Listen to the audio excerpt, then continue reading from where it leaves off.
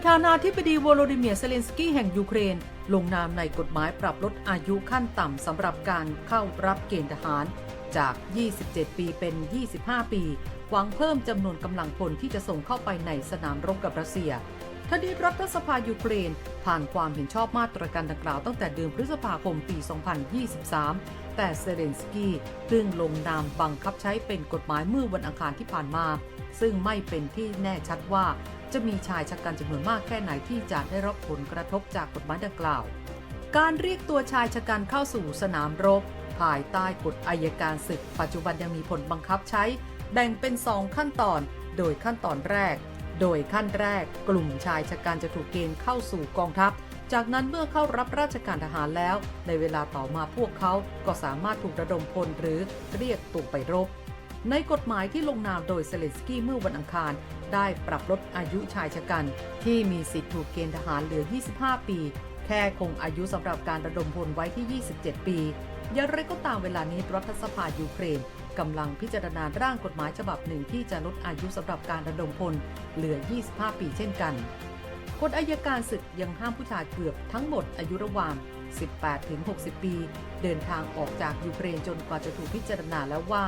มีความไม่เหมาะสมที่จะเข้ารับราชการทหารไม่ว่าจะเป็นเหตุผลทางสุขภาพหรือได้รับข้อยกเว้นใดข้อยกเว้นหนึ่งความเคลื่อนไหวนี้มีขึ้นในขณะที่ยูเครนกำลังประสบปัญหาระดมกำลังพลเพิ่มเติมสำหรับกองทัพขณะที่ปฏิบัติการพิเศษของรัสเซียลากยาวเข้าสู่ปีที่ 3 แล้วก่อนหน้านี้เมื่อช่วงต้นสัปดาห์สำนักข่าวกรองกลาโหมของสหราชอาณาจักร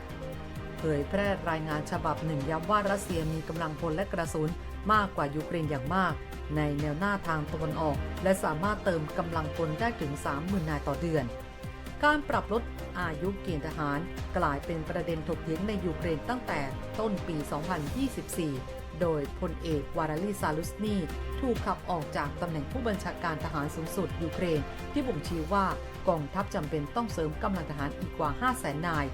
หลายฝ่ายเชื่อว่าความไม่ลงรอยเรื่องอายุเกณฑ์ทหารนี้เป็นหนึ่งในหลายๆเหตุผลที่เซเลนสกี้สั่งปลดซาลุสนีและหลังจากที่พลเอกเซอร์เกย์ ชอยกูรัฐมนตรีกลาโหมรัสเซียออกมาเปิดเผยว่ายูเครนสูญเสียกำลังพลไปมากกว่า 80,000 นายยุทโธปกรณ์ทางทหารของยูเครนอีกมากกว่า 14,000 ชิ้นถูกรัสเซียทำลายนับตั้งแต่เดือนมกราคมขณะที่ความสูญเสียทั้งหมดของเคียฟนับตั้งแต่เริ่มความขัดแย้งเดือนกุมภาพันธ์ปี 2565 อยู่ที่มากกว่า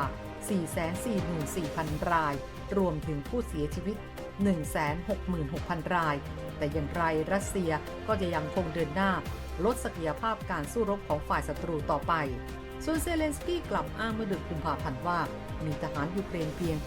31,000 นายที่เสียชีวิตนับตั้งแต่ความขัดแย้งเริ่มต้นขึ้นอย่างไรก็ดีเขาไม่ได้เปิดเผยว่ามีกำลังพลได้รับบาดเจ็บหรือสูญเสียเป็นจำนวนเท่าไหร่ระหว่างปฏิบัติภารกิจทั้งนี้เองกระทรวงกลาโหมรัสเซียก็ได้รายงานว่ามีพลเรือนเซ็นสัญญาเข้าเป็นทหารในกองทัพมากแล้วกว่า100,000 คนในปีนี้โดยเฉพาะในช่วง10 วันหลังจากเกิดเหตุกราดยิงคอนเสิร์ตชานกรุงมอสโกมีคนแห่สมัครเข้าเป็นทหารเพิ่มขึ้นถึง 16,000 คน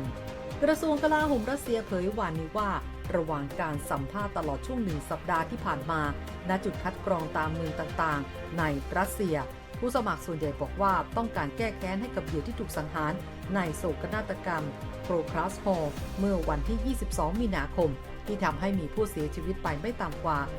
144 คนโดยกลุ่มติดอาวุธอิสลาม IS ได้ออกมาประกาศอ้างความรับผิดชอบทั้งนี้ประธานาธิบดีปูตินเคยมีคำสั่งเรียกระดมพลเมื่อปี 2022 เพื่อรวบรวมชายชะกัน 300,000 นายเข้าเป็นทหารแต่ว่าครั้งนี้ปูตินบอกว่าไม่จำเป็นเนื่องจากมีชาวรัสเซียเซ็นสัญญาสมัครเป็นทหารอาสาจำนวนมากโปสเตอร์ยกย่องทหารที่สู้รบในยูเครนว่าเป็นคนรักชาติและวีรบุรุษถูกนำไปติดประกาศตามเมืองต่างๆทั่วรัสเซียนอกจากนี้ผู้สมัครที่เป็นทหารยังได้แรงจูงใจจากเงินเดือนที่สูงกว่าค่าแรงจากการประกอบอาชีพทั่วไปด้วยขณะที่อาทีรายงานว่าเดมิทรี เพสคอฟโฆษกทำเนียบเครมลินของรัสเซียออกมากล่าวตอบโต้คำอ้างของเซเลนสกี้ที่ว่ารัสเซียวางแผนระดมทหารเพิ่มเติม 300,000 นายภายในฤดูร้อนนั้นไม่เป็นความจริงในทางตรงกันข้ามกับเคียฟเซเลนสกี้พยายามดิ้นรนเร่งขยายการเกณฑ์ทหารเพื่อทดแทนกองทหารที่สูญเสียไป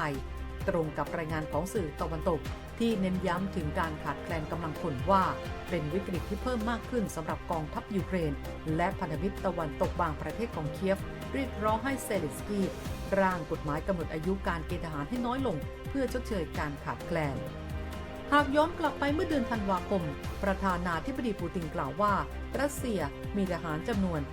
617,000 นายที่เข้าร่วมในปฏิบัติการพิเศษทางทหารต่อยูเครนโดยจำนวนเกือบ 250,000 นายถูกเรียกออกจากกำลังสำรองในฤดูใบไม้ร่วงปี 2565 ปูตินเสริมว่ารัสเซียไม่มีแผนเพื่อประกาศการระดมกำลังพลระลอกที่ 2มาร่วมสนับสนุนท็อปนิวส์นำเสนอความจริงได้แล้ววันนี้เพียงกดปุ่ม Super Thanks แล้วเลือกจำนวนเงินตามที่ต้องการได้เลยครับขอบคุณครับ